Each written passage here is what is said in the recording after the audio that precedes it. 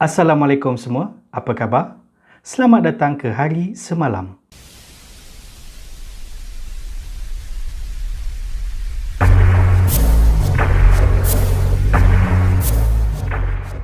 Diam tak diam, pejam celik, syuting punya syuting, edit punya edit. Hari semalam dah ada 30 episod video. Aku nak tanya korang lagi, apa penambahbaikan yang aku boleh buat dalam video-video hari semalam ni?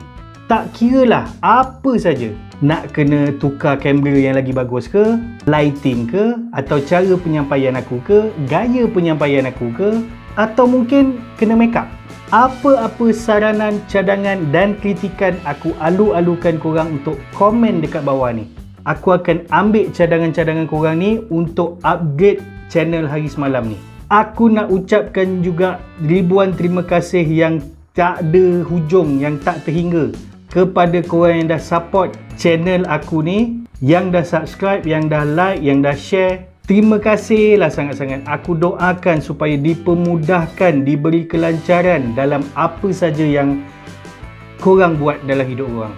Dan kepada sesiapa yang baru jumpa channel ni, aku alu-alukan tekan butang subscribe, like, share dan butang notification dekat bawah tu.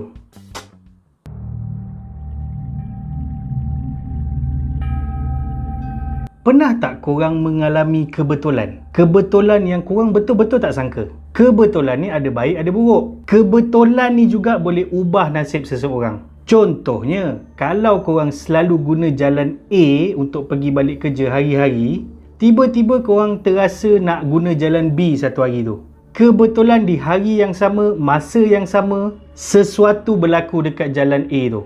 Mungkin kemalangan yang besar yang melibatkan banyak kereta, ataupun tanah runtuh ke. Nasib baik korang guna jalan B tu. Kalau tidak, kalau tak terlibat dalam kemalangan tu, korang kena hadap jam. Mungkin panjang jamnya, lama.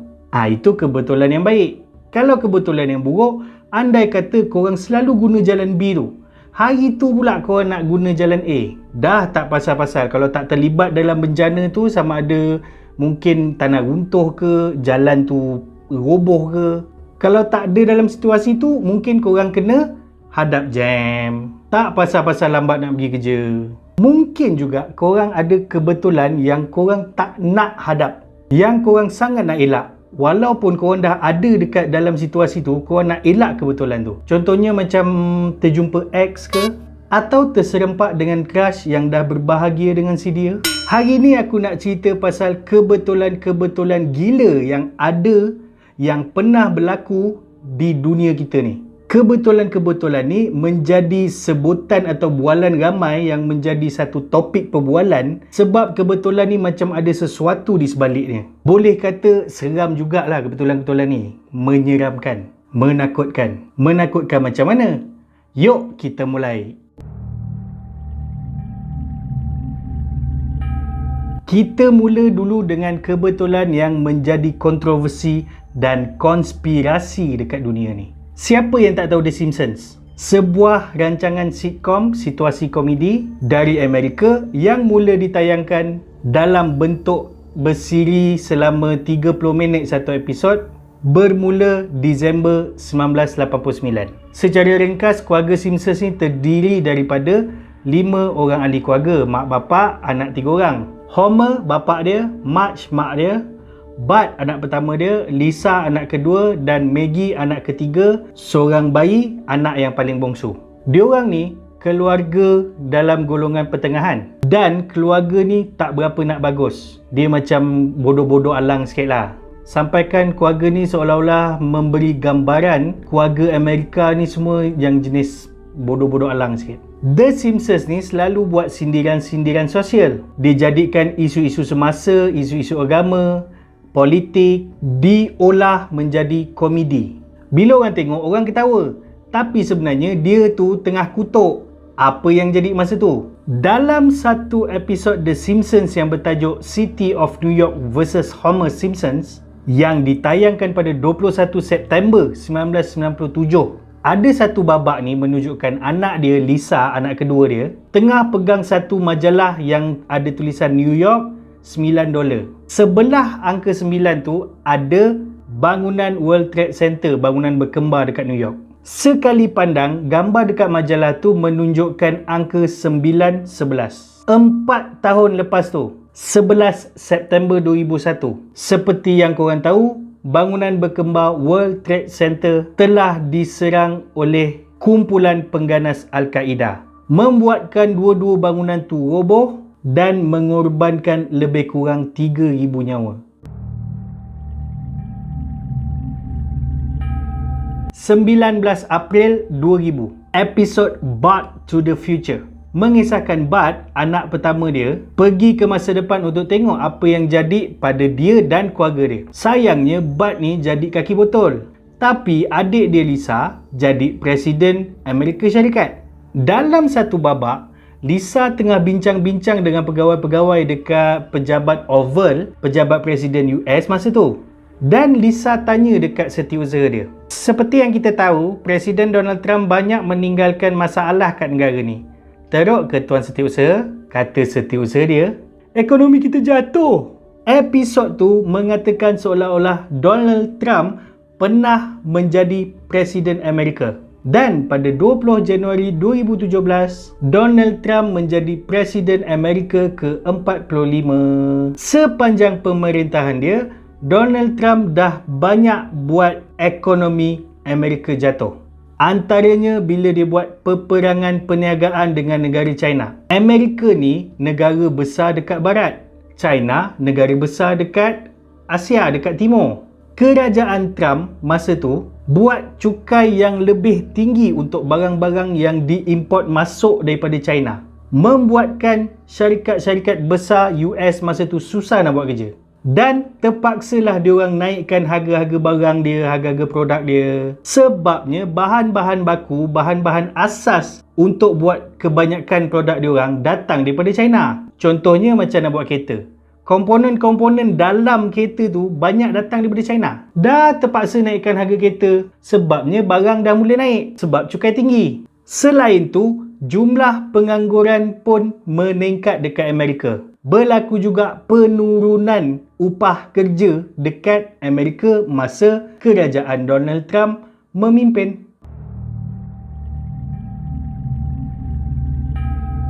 19 Oktober 1997, dalam satu episod The Simpsons menunjukkan berita tentang penularan wabak virus Ebola menjadi tumpuan dekat media-media.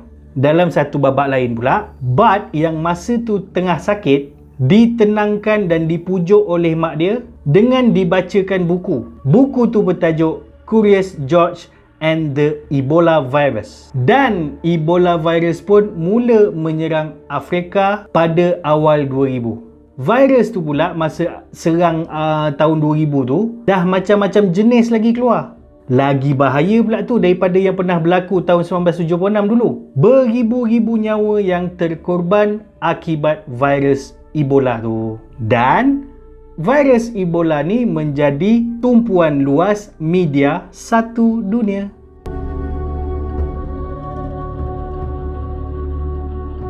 6 Mei 1993, dalam episod March in Chains, mengisahkan tentang sejenis virus yang telah merebak di bandar Springfield, bandar tempat keluarga Simpsons ni tinggal. Virus ni datang daripada minuman yang dibeli dari Osaka, Jepun. Dalam episod tu, dia ceritakan nama virus tu adalah Osaka Flu. Apa kena mengena dengan coronavirus? Sebabnya dalam cerita tu, diorang gambarkan virus tu tersebar melalui batuk, air liur dan sentuhan. Orang yang dijangkiti akan demam dan batuk-batuk. Datang pula dari negara Oriental. Dalam episod tu, Jepun. Coronavirus yang sedang melanda sekarang ni datang dari China. Ada banyak lagi kebetulan-kebetulan dalam cerita The Simpsons ni. Ada yang percaya itu bukan kebetulan. The Simpsons ni disebabkan dia sangat terkenal, ditonton oleh satu dunia, ianya menjadi tempat untuk peramal masa depan bagi amaran kepada seluruh penduduk dunia. Gitulah katanya. Aku tak dapat nak cerita banyak sangat pasal The Simpsons ni punya kebetulan-kebetulan ataupun konspirasi ke apa ke. Sebab banyak sangat. Kan kalau aku cerita kebetulan-kebetulan lain, kebetulan aku tak dapat cerita. Apa pendapat korang? Adakah ianya hanya satu kebetulan? Atau ada konspirasi di sebalik episod-episod tu? Atau mungkin betul peramal masa depan nak bagi amaran kepada penduduk dunia? Cuba komen sikit kat bawah. Okay, next. Pada tahun 1898, seorang penulis novel bernama Morgan Robertson menulis sebuah novel yang bertajuk The Wreck of the Titan or Fatality. Novel ni mengisahkan sebuah kapal yang besar dan tersangat mewah, super mewah. Dia menggelarkan kapal tu dalam novel tu adalah kapal yang paling besar pernah terapung atas laut di muka bumi masa tu. Dan salah satu karya terhebat manusia, masterpiece. Tak mungkin tenggelam, dia kata. Dalam novel tu diceritakan kapal Titan ni telah melanggar gunung ais dan karam tenggelam di tengah-tengah lautan Atlantik Utara. 14 tahun kemudian, tahun 1912, sebuah kapal yang besar, paling mewah yang pernah terbina, yang diberi nama Titanic, karam tenggelam di tengah-tengah lautan Atlantik Utara. Titanic digelar sebagai kapal yang paling besar pernah dicipta dan satu keajaiban pada zaman itu. Dalam novel, Titan tu tenggelam bulan April dan kejadian Titanic tenggelam tu pun bulan April. Selepas kejadian tu, novel The Wreck of the Titan tu jadi tumpuan dunia dan masih dijual sampai sekarang. Ni kebetulan je ke? Tapi kenapa nama macam sama? Titan dengan Titanic. Masih lagi cerita pasal novel dan kapal. Tahun 1838, Edgar Allan Poe, seorang penulis novel, buat sebuah karya novel yang bertajuk The Narrative of Arthur Gordon Pym of Nantucket. Cerita ni mengisahkan 4 orang kelasi kapal yang terselamat setelah kapal mereka karam tengah-tengah laut. Diorang ni terselamat dalam satu bot yang sama. Terapunglah diorang berhari-hari atas laut. Disebabkan tengah-tengah laut tu tak ada bekalan makanan, diceritakan diorang terpaksa korbankan salah seorang daripada diorang untuk dijadikan bahan makanan. Seorang kelasi muda berusia 17 tahun bernama Richard Parker dibunuh dan dimakan oleh diorang. Yelah, nak bertahan tengah-tengah laut kan, tak ada makanan. Itu cerita dalam novel tu tau. 46 tahun lepas tu, tahun 1884, sebuah kapal bernama Mignotte karam kat tengah-tengah laut dan hanya tinggal 4 orang yang terselamat. Diorang semua duduk dalam satu bot yang sama lah. Diorang terapung selama 19 hari tanpa arah dan tiada bekalan makanan. Diorang terpaksa jadi kanibal dan korbankan salah seorang daripada diorang, seorang kelasi muda bernama Richard Parker. Sebiji dalam novel tu, 4 orang terselamat, paling muda jadi bahan makanan. Nama Richard Parker. Korang percaya ke ni kebetulan?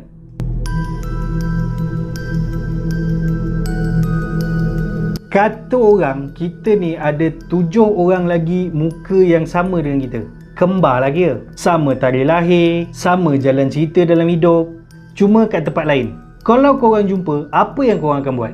Itulah yang berlaku kepada Raja Umberto I, seorang raja yang memerintah Itali dari tahun 1878 hingga tahun 1900. Pada 28 Julai 1800, Raja Umberto ni pergi salah satu restoran dekat Monza, Itali.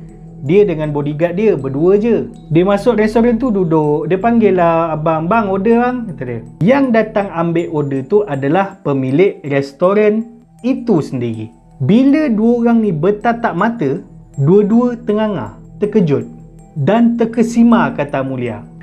Itu lirik yang betul. Video yang lepas ni salah lirik pula. Apa pasal pula dia terkejut? Muka dia orang ni sebiji, saiz badan sama, tinggi pun sama, macam kembar. Dia punya sama tu macam tak ada tapi. Contohnya muka sama tapi dia ada misai, tapi rambut dia ni tak ada. Sebiji, misai dia macam tu, rambut dia macam tu, sebiji macam photostat, macam copy paste. Berkenalanlah dua lelaki ni, Raja Umberto dengan pemilik restoran tu tadi. Dia punya sama tu tak sampai situ je. Pemilik restoran tu bernama Umberto. Tarikh dan tempat diorang lahir sama. 14 Mac 1844 di Turin, Itali. Isteri dua-dua orang ni bernama Margherita. Pada hari pertabalan si Raja Umberto ni jadi Raja Itali, hari tu juga, pada hari yang sama, tarikh yang sama, Umberto si pemilik restoran ni buka restoran dia. Seorang jadi raja, seorang jadi bos restoran. Dua-dua orang ni sangat teruja dengan cerita dari masing-masing ni. Kebetulan yang sangat gila. Esoknya, Raja Umberto ni dapat khabar Umberto pemilik restoran ni ditembak mati. Baru je dapat jumpa semalam kembar dia ni. Si raja ni pun pergilah melawat acara penggembumian dia semua, ucap takziah kepada keluarga-keluarga dia. Bila semua dah selamat, dah dikebumikan apa semua, lepas kenduri apa semua tu kan, raja tu pun baliklah. Dalam perjalanan balik tu, Raja Umberto ditembak mati. Hari yang sama dengan Umberto si pemilik restoran tu ditembak mati. Lahir pada hari yang sama, mati pun pada hari yang sama. Takut.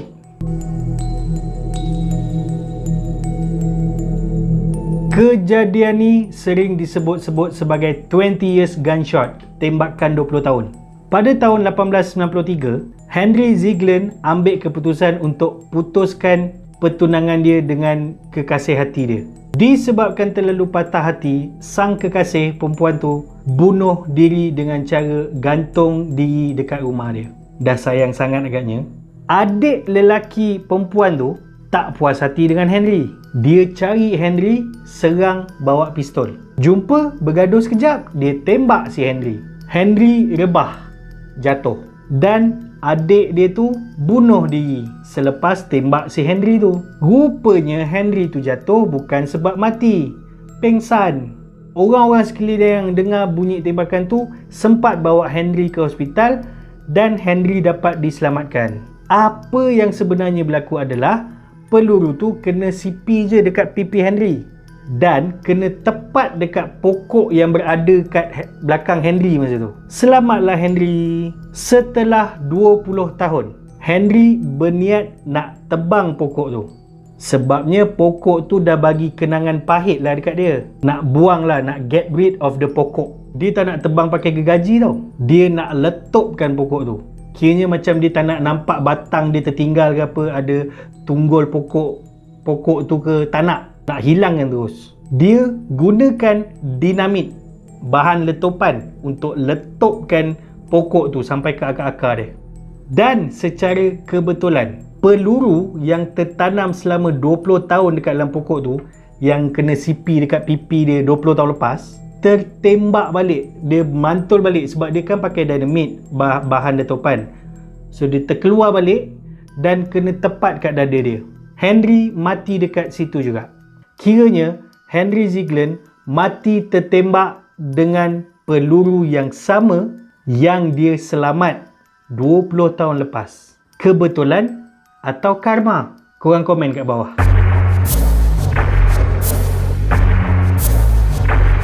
Kalau tadi kembar yang jumpa tak sengaja kan, yang ni kembar memang kembar adik-beradik. Aku letak nama diorang ni kira abang adik lah, senang cerita. Berlaku pada tahun 2002 di Finland. Si abang ni tengah naik basikal dekat sebatang jalan yang bersalji. Masa tu pandangan pun tak berapa nak jelas. Tengah-tengah dia kayuh, sebuah lori yang tak nampak dia dan dia pun tak nampak si lori tu, pandangan tak berapa jelas kan, datang tepat ke arah dia dan langgar dia. Basikal lawan lori, babe. Si abang pun mati di tempat kejadian pada 9.29 pagi. 2 jam 17 minit lepas tu, adik dia berjalan pula dekat kawasan tu. Jalan yang sama. Jalan tadi tu kan bersalji juga. Dan dalam sama-sama, sebuah lori datang tepat ke arah si adik, melanggar si adik dan adik pun meninggal dunia di tempat kejadian juga. Nak tahu tak apa yang gila dalam cerita ni? Lori yang langgar dua kembar tu adalah lori yang sama. Sepasang kembar ni mati di hari yang sama, jalan yang sama, dengan lori yang sama. Lagi sedih, si adik ni belum tahu pun yang abang dia dah meninggal pagi tu. Datang ke dunia hari yang sama, pergi meninggalkan dunia hari yang sama juga.